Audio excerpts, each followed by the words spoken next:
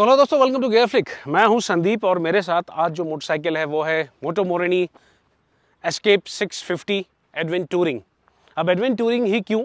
Because मैंने specifically bike मंगाई थी एक लॉन्ग डिस्टेंस टूर करने के लिए, बट अनफॉर्चुनेटली मैं वो कर नहीं पाया because of the time constraint और काफ़ी अदर एंगेजमेंट्स थे। बट हाउएवर मैंने इसके साथ कम से कम 10 से 12 दिन का टाइम स्पेंड किया है।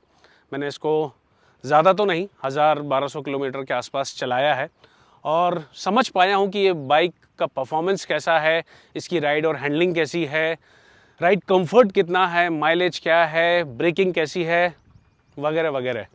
तो चलिए आज का वीडियो शुरू करते हैं और मैं अपना एक ओवरव्यू, अपना पर्सपेक्टिव देता हूँ जो इस बाइक को देखने और चलाने से पहले टोटली अलग था। बट आज ये बाइक चलाने के बाद मेरा पर्सपेक्टिव टोटली चेंज हो चुका है। मेरा एक जो इम्प्रेशन था इस बाइक के बारे में वो टोटली चेंज हो चुका है। और वो क्या है वो जानने के लिए इस वीडियो को अंत तक ज़रूर देखिएगा। और अगर आपने अभी तक गियर फ्लिक को सब्सक्राइब नहीं किया है तो please do subscribe and stay tuned for the detail review.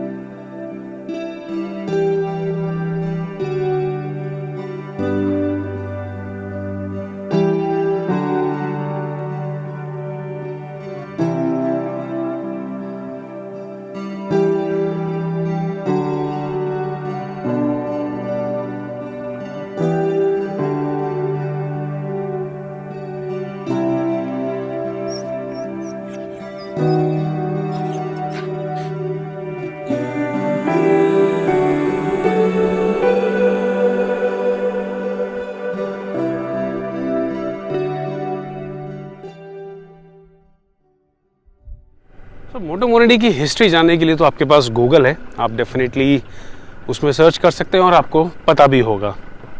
जैसा कि मैंने आपको बताया कि इस बाइक को मैंने 1000 से 1200 किलोमीटर के आसपास चला चुका हूं और इसमें मैंने कम से कम मुंबई टू पूना 2 बार कर चुका हूं। कैंपिंग के लिए भी कहीं इधर उधर मुंबई के आसपास गया हूं।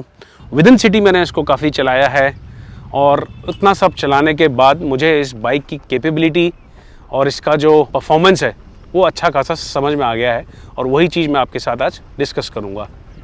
तो चलिए सबसे पहले बात कर लेते हैं इसके डिज़ाइन की। तो अगर आप इसको फ्रंट से देखें तो काफ़ी इम्पोजिंग डिज़ाइन है, काफ़ी अपीलिंग है, काफ़ी बड़ा हेड टर्नर है ऑन द रोड। जब भी बाइक आप ये लेके निकलेंगे तो definitely people will look at you, people will look at the bike. It's a head Turner bike for sure.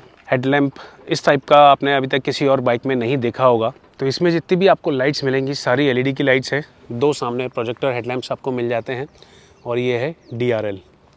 तो जब दिन में भी ये बाइक चलती है with the DRL on, it looks quite stunning. इसका एक काफ़ी अच्छा अपील आता है ऑन द रोड। और इस पूरे फ्रंट फेंडर को अगर आप देखें तो इस फेंडर की वजह से और टैंक का जो शेप है उसकी वजह से बाइक काफ़ी बड़ी दिखती है, काफ़ी एग्रेसिव दिखती है and it definitely adds quite a stance to the bike. अब जैसे अगर मोटो मोरिनी के बारे में नहीं पता है तो वो एक इसको डुकाटी या अफ्रीका ट्विन से रिलेट करने की कोशिश करता है, which is quite evident because of its design style. तो ओवरऑल जो इसकी फिट एंड फिनिश है काफ़ी इंप्रेसिव है, काफ़ी कंसिस्टेंट है थ्रू आउट। बॉडी पैनल में आपको गैप ज़्यादा देखने को नहीं मिलेगा। मैं अगर आपको यहाँ दिखाऊँ, ये अगर आपको पैनल्स दिखाऊँ तो आपको कहीं भी इसमें कुछ गैप देखने को नहीं मिलेगा। इसका प्लास्टिक की क्वालिटी, पेंट की क्वालिटी काफ़ी अच्छी है और काफ़ी प्रीमियम लगती है। अब इसके 7 इंच के जो TFT पैनल की अगर मैं बात करूँ, IP इंस्ट्रूमेंट की अगर बात करूँ तो काफ़ी इम्प्रेसिव है। इस कैटेगरी में आपको इससे बड़ा इंस्ट्रूमेंट क्लस्टर कहीं भी देखने को नहीं मिलेगा और क्वालिटी भी काफ़ी अच्छी है। It's quite readable. मैं इस समय 10 बजे के आसपास सोच लीजिए खड़ा हुआ हूँ। इस समय काफ़ी अच्छी धूप है और द स्क्रीन का जो आउटपुट आ रहा है, जो आप रीडेबिलिटी है काफ़ी अच्छी है। आप इसको काफ़ी अच्छे से रीड कर सकते हैं वाइल राइडिंग। और ये वहीं इसका जो UI है वो भी ज़्यादा कुछ कॉम्प्लिकेटेड नहीं है। अगर आप इसको आराम से यूज़ करें तो काफ़ी इन्फॉर्मेशन आप ऑन द गो पा सकते हैं। तो इस बटन को अगर मैं टॉगल करता हूँ तो यहाँ से आप नेविगेट कर सकते हैं, ट्रिप, राइड, और वापस आप सेटिंग्स में जा सकते हैं। तो अगर आप जैसे ट्रिप पे आए हैं तो आपको इसको सेलेक्ट करना है और फिर आप ट्रिप 1, ट्रिप 2 इस हिसाब से आप देख सकते हैं। एक्चुअली इसमें 2 मोड आते हैं, एक है राइड और ऑफ रोड। ऑफ रोड में क्या होता है, एक तो सबसे पहले जो इसका जो UI है, एनिमेशन है, वो एकदम से चेंज हो जाता है, which really looks A premium feeling, काफ़ी अच्छा लगता है देखने में। और ऑफ रोड में इसका जो है ABS बंद हो जाता है। तो अगर आप डिस्प्ले में आते हैं तो आपको व्यू, ब्राइटनेस और बैकग्राउंड का ऑप्शन देखने को मिल जाएगा। व्यू में बेसिकली आप कंटिन्यूसली डे लाइट व्यू देखना चाहते हैं तो आपका स्क्रीन वाइट में आएगा, और अगर आप कंटिन्यूसली नाइट मोड में देखना चाहते हैं तो आपका स्क्रीन नाइट मोड में आएगा, जिसमें आपका जो बैकग्राउंड है वो ब्लैक हो जाएगा, जो लेटरिंग्स है वो वाइट हो जाएंगी। और वहीं अगर आप ब्राइटनेस इसका आप कंट्रोल कर सकते हैं, बैकग्राउंड डिस्प्ले का आप चेंज कर सकते हैं, और सिस्टम में अगर आप आते हैं तो इसमें आपको लैंग्वेज चेंज कर सकते हैं, यूनिट चेंज कर सकते हैं, और यहीं से आप आपका टाइम की सेटिंग्स भी चेंज कर सकते हैं। तो ओवरऑल जो डैशबोर्ड पैनल है वो दिखने में काफ़ी इंप्रेसिव है, काफ़ी प्रीमियम लगता है, काफ़ी बड़ा लगता हो। जैसा कि मैंने आपको बताया, कैटेगरी में सबसे बड़ा TFT स्क्रीन आपको देखने को मिलेगा, और इसकी जो रीडेबिलिटी है और इसकी जो विजिबिलिटी है और जो क्वालिटी है इस TFT स्क्रीन की काफ़ी अच्छी है, रिजोल्यूशन काफ़ी अच्छा है। और यहीं अगर आप देखें तो यहाँ से आप मैनुअली इसके विंड स्क्रीन को ऊपर नीचे एडजस्ट कर सकते हैं। So that is again helpful. मेरे को इतना ज़्यादा विंड बफेटिंग ज़्यादा फील नहीं हुआ। मैंने इसको काफ़ी ज़्यादा अच्छे से और हाई स्पीड पे चलाया है हाईवे पे, मेरे को इतनी ज़्यादा विंड बफेटिंग नहीं लगी। बट स्टिल अगर आपकी हाइट थोड़ी ज़्यादा है और अगर आपको लग रहा है कि आपके हेलमेट में आपको विंड बफेटिंग ज़्यादा आ रही है तो आप यहाँ से इसकी हाइट एडजस्ट कर सकते हैं। ये अभी फुल हाइट पे है, इसको थोड़ा सा आप और चाहें तो नीचे कर सकते हैं। हैंडल बार की पोजीशन मेरे को इसकी काफ़ी अच्छी लगी। आप काफ़ी अपराइट बैठते हैं, आपको काफ़ी स्ट्रेट बैठते हैं इस बाइक में, जिसकी वजह से आपके हैंड में स्ट्रेस नहीं होता है। हाँ, आपकी अगर हाइट थोड़ी सी शॉर्ट है तो आपको इस बाइक को मोड़ने में थोड़ी दिक्कत जा सकती है, बिकॉज आप जब बाइक को मोड़ते हैं तो अगर आपका जो ग्रिप है वो काफ़ी आपके रीच से थोड़ा सा दूर हो जाता है, तो वो एक थोड़ी सी आपको दिक्कत आ सकती है अगर आप इसको हैवी सिटी ट्रैफिक में चलाते हैं तो। अदरवाइज इस बाइक का जो हैंडल बार है मुझे पर्सनली काफ़ी अच्छा लगा। I was quite comfortable through out my ride. I am 5'11" और मुझे कहीं भी इस बाइक के हैंडल बार की वजह से डिस्कम्फर्ट नहीं हुआ। अब अगर इसके अगर सस्पेंशन की बात करूँ तो वो भी काफ़ी इंप्रेसिव है, मुझे काफ़ी कंफर्टेबल लगा, स्पेशली जब मैंने इसको थोड़ा सा बहुत ऑफ रोड में चलाया।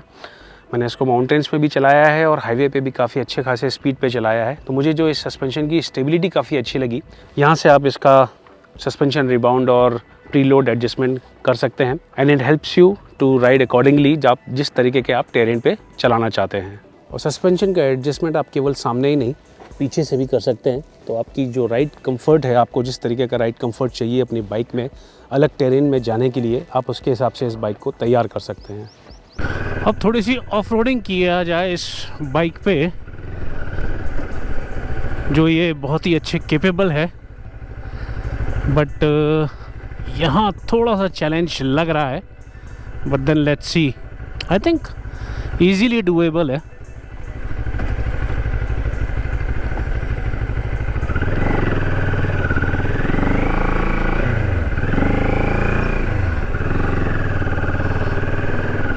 इसकी अगर फ्यूल टैंक कैपेसिटी की बात करूँ तो इसमें 18 लीटर का आपको फ्यूल टैंक कैपेसिटी मिलता है, विच इज़ ओके।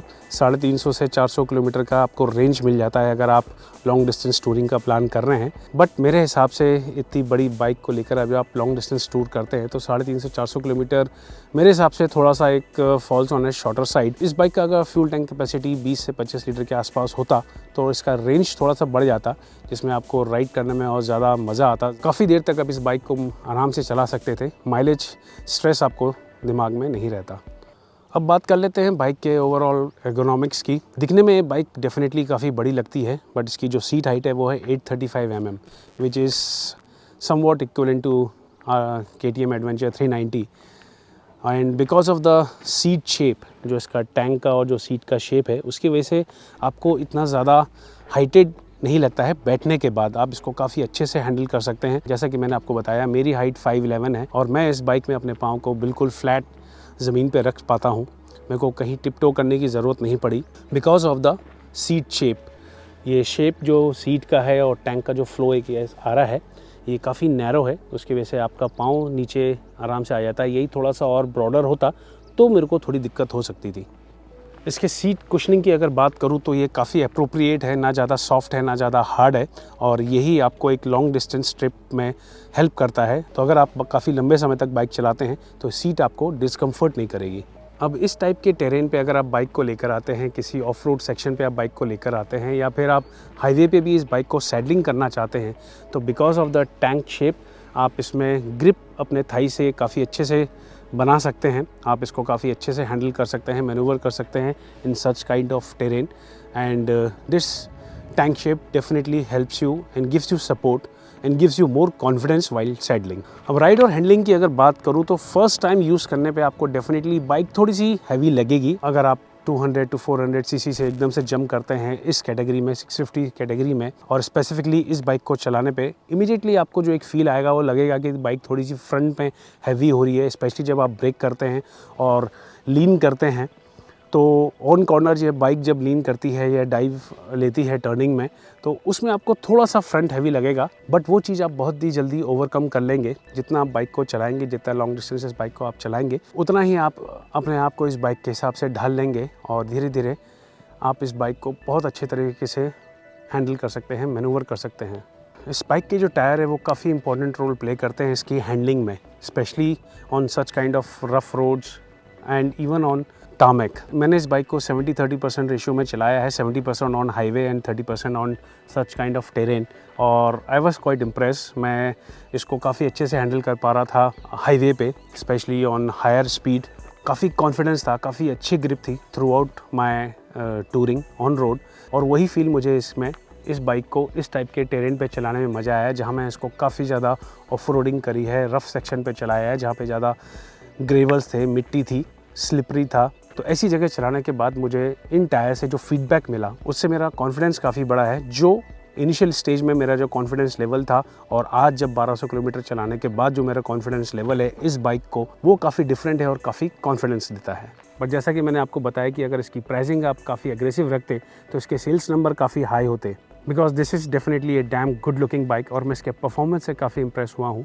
जो परसेप्शन मेरा इस बाइक को लॉन्च होने के बाद था, जो अब तक मैंने इसको बिना चलाए सोचा था, उससे ये टोटली अलग निकली। अब इस इंजन की रिलायबिलिटी एक अनदर कंसर्न है, ये ओवर द टाइम पता चलेगा। हालांकि जो इसका इंजन है ये CF मोटो भी यही इंजन यूज़ करता है, बट अगेन वो भी इंडिया में इतना ज़्यादा देखने को आपको नहीं मिलेगी अभी तक। CF मोटो भी लॉन्च हुए काफ़ी टाइम हो गया है, बट मुझे अभी तक इतना ज़्यादा वो प्रोडक्ट ऑन रोड नहीं दिखता है। डेफिनेटली जो इंजन की रिलायबिलिटी है वो एक थोड़ा सा कंसर्न है, और यही चीज़ मैंने आपको पहले बताया कि अगर आप 20-30 हज़ार रुपये और लगाएं तो you get a better refined and reliable product versus 650। इसका इंजन काफ़ी रिलैक्स है, ऐसा नहीं है कि मैं अभी 70 की स्पीड पे अभी चला रहा हूँ, 70-75 की स्पीड पे चला रहा हूँ, टॉप गियर पे हूँ, पर इंजन में कोई नॉकिंग साउंड नहीं आ रहा है। जो इसका गियर रेशियो है उसके हिसाब से इंजन में कोई नॉकिंग नहीं आ रही है। गाड़ी अभी भी आराम से क्रूज़ कर रही है, बड़े आराम से रिलैक्स तरीके से मैं इस बाइक को चला पा रहा हूँ। तो that is one good thing. I don't have to shift lot of gears on highway. अगर मैं हाईवे पे जा रहा हूँ, थोड़ा सा रिलैक्स मोड में चलाने की कोशिश कर रहा हूँ, तो मुझे ज़्यादा गियर शिफ्टिंग करने की ज़रूरत फील नहीं हो रही है। अच्छा, अब इसमें एक चीज़ जो मैंने काफ़ी ज़्यादा नोटिस कर रहा हूँ वो ये है कि आपको अंडर थाई सपोर्ट बहुत अच्छा मिलता है। अब आप बोलेंगे कि अंडर थाई सपोर्ट बाइक में कैसे मिल सकता है, ये तो कार के लिए टर्मिनोलॉजी यूज़ की जाती है। वो ऐसा है कि अगर आप इस बाइक को सर्दियों में चलाएं तो आपको जो हीट आती है इंजन की नीचे से, और जो आपको अंडर थाई में जो नीचे लगती है, यहाँ आपको हीट फील होगी, और ये काफ़ी ज़्यादा सपोर्ट करती है। इसलिए मैं कहता हूँ कि आपको अंडर थाई सपोर्ट काफ़ी अच्छा मिलता है इस बाइक में। ये तो हो गई एक ह्यूमर की बात, बट अगर आप मेरी तरह इस समय जीन्स पहन के बाइक को चला रहे हो किसी सिटी ट्रैफिक में, किसी हैवी ट्रैफिक में, तो आपको हीट काफ़ी ज़्यादा फील होगी और ये आपको काफ़ी ज़्यादा अनकम्फर्टेबल फील कराएगी। तो ये एक ड्रॉबैक मुझे फील हुआ, तो सोचा आप लोगों के साथ ये शेयर किया जाए, बिकॉज इसका जो इंजन हीट है आपकी टांग में, स्पेशली अंडर थाई, आपको ज़्यादा फील होगा। मुझे और कहीं ज़्यादा हीट इतनी फील नहीं हो रही है, बिलो द नी एरिया मेरे को कहीं भी हीट फील नहीं हो रही है, बट अंडर थाई मेरे को काफ़ी ज़्यादा हीट फील हो रही है, और ये आपको काफ़ी ज़्यादा अनकंफर्टेबल करेगा अगर आप इसको सिटी ट्रैफिक में चलाएंगे।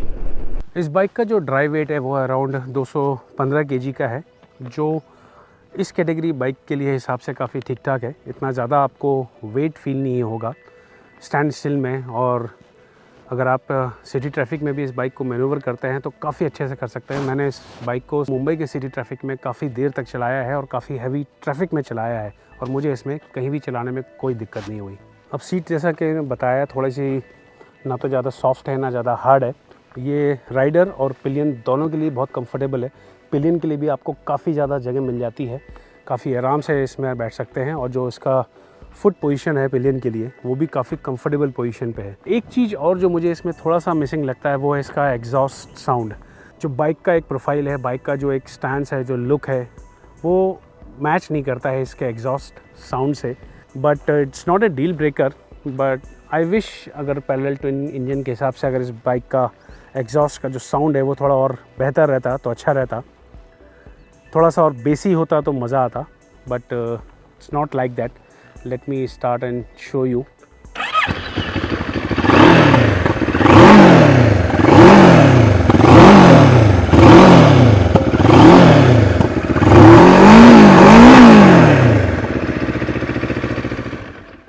It doesn't sound like a parallel twin engine, isn't it? एक चीज़ और जो मैं आपके साथ शेयर करना चाहता हूँ, इसका जो गियर लीवर है, इसकी पोजीशन थोड़ी सी ऊपर है। ये अगर आप फुटरेस्ट देखें और ये गियर लीवर का जो पोजीशन देखें, ये थोड़ा सा अपर साइड पे है। अब दिक्कत क्या आती है, स्पेशली जब आप राइडिंग बूट्स पहनते हैं, और स्पेशली जब आप लॉन्ग राइडिंग बूट्स पहनते हैं, तो जब आप गियर शिफ्ट करते हैं तो आपको एक थोड़ा सा स्ट्रेस लेना पड़ता है, इस एंगल पर पाँव को रखना पड़ता है, तब आप गियर को ऊपर नीचे कर पाते हैं, और उसकी वजह से आपके पंजे में थोड़ा सा स्ट्रेस आता है। वो अगर थोड़ा सा और नीचे रहता तो बेहतर रहता। But this is my personal experience. I am not sure बाकी लोगों को या आपको कैसा लगेगा, बट मुझे जैसा फील हुआ वो मैं आपके साथ शेयर कर रहा हूँ। अब जब आप बाइक को आगे पीछे करते हैं तो ये यहाँ आपके पाँव में लगता है, विच इज़ क्वाइट हर्टिंग। अब अगर इसके रियर व्यू मिरर की बात करूँ तो आपको एक डिसेंट व्यू मिल जाता है, बट आई विश थोड़ा सा और ये ग्लास बड़ा होता तो आपको जो फील्ड ऑफ व्यू है वो ज़्यादा बेहतर मिलता। इसमें जो वाइब्रेशन आते हैं ऑन हायर स्पीड, वो थोड़ा आपको ऑन हाईवेज डिफ़िकल्टी दे सकते हैं। वो अगर थोड़ा सा कम होता तो ये ठीक रहता। वाइब्रेशन आपको फील होगा ऑन द हैंडल बार, थोड़ा फुट पैक पे, टैंक में, but on a higher rev side. Clutch इसका थोड़ा हार्ड है for my liking, but good part कि इसमें आपको एडजस्टमेंट दिया हुआ है, तो आप इसको अपने लाइकिंग के हिसाब से एडजस्ट कर सकते हैं। इसके स्विच की जो क्वालिटी है वो काफ़ी प्रीमियम है। It doesn't give you cheap feeling. Backlit हैं तो रात में भी आपको देखने और यूज़ करने में काफ़ी आसानी हो जाती है। तो ओवरऑल जो इसका स्विच की क्वालिटी है वो मेरे को काफ़ी अच्छी लगी। इस बाइक का स्वीट स्पॉट है 120 to 130 kmph। इस स्पीड पे जब बाइक चलती है तो engine perform at its best. बहुत रिफाइन इंजन लगता है, उतनी ही बाइक स्मूथ चलती है, और हैंडलिंग जैसा मैंने आपको पहले बताया कि ये काफ़ी कॉन्फिडेंस देती है, स्पेशली ऑन हाईवेज।